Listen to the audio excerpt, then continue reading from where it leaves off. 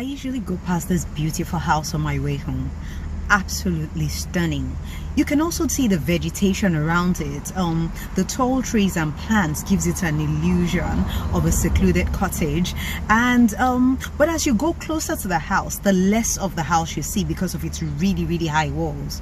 And that's what makes the house stand out, right? The walls are made up of a formation of stones as though piled up on top of each other, surrounding and shielding the house in the middle. It's nothing short of a fairy tale. Truth is, without those walls, that house may actually look like every other house on the street. But the entire image is so picture perfect and beautiful that every time I go past that house, I always see a cluster of people outside taking pictures. And it kind of reminds me of a depiction of the walls of Jerusalem, if you're familiar with that story. It is said that by sunset, Jerusalem's stone walls are radiant with rosy golden and tawny hues, making it glow like the city of gold. There was a law passed in the time of the British Mandate forbidding building using any other stone other than Jerusalem stone to preserve the heritage of the beautiful city. But do you know what this famous Jerusalem stone is made of geologically? It is limestone and dolomite, which are rocks formed over many years of compressing corals and shells, sea creatures of the past.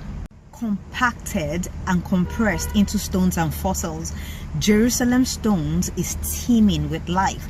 Likewise, we are called to be living stones. If you look at the story of Nehemiah in the Christian religion, Nehemiah was led by God to rebuild the walls of Jerusalem after the temple had been built for more than a half century. The connection between the temple and the wall is significant for the theology of work. The temple might seem like a religious institution, while the walls are a secular one, but the sacred and the secular are necessary to fulfill God's plan to restore the nation of Israel. If the walls were unfinished, the temple was unfinished too. The work is of a single piece. They are mutually dependent. Now it is said metaphorically that our bodies is the temple of God, correct? The walls can also present different meanings to us. On a positive note, they are structures that protect, providing security and represent a place of shelter, forming a sense of belonging. But negatively, it can be seen as a source of imprisonment and division, often referred to as things we need to break down and overcome. Maybe bad habits like drinking, smoking, womanizing, or past traumas or bad experiences that we need to heal from. What I'm saying is, without those walls, those negative experiences, you cannot fully become whom God has created you to be. Everything you have been through and everything you have done, even the things you're ashamed of, is shaping you to become the greatest version of yourself, if only you can put in the work to break free and heal from them.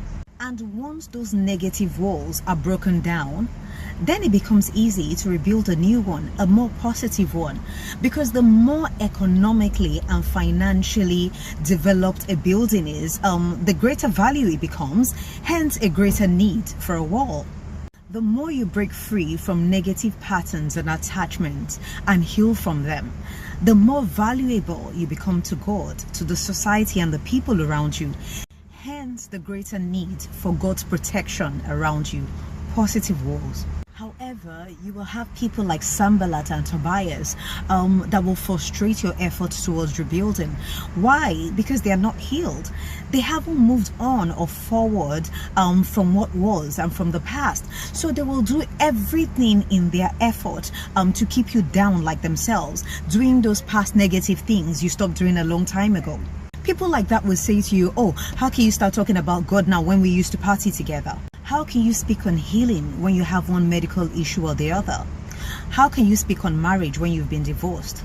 But that's exactly why you can. You've experienced it and hopefully overcome it, or at least working towards that, is why you can teach it to others to help them navigate through or to avoid it altogether. Walls are an integral part of a building. But negative walls based on fear, shame, guilt, and bad habits are a source of imprisonment, whilst the walls built on strength, discipline and consistency are structures that protect, providing security and represent a place of shelter. Namaste.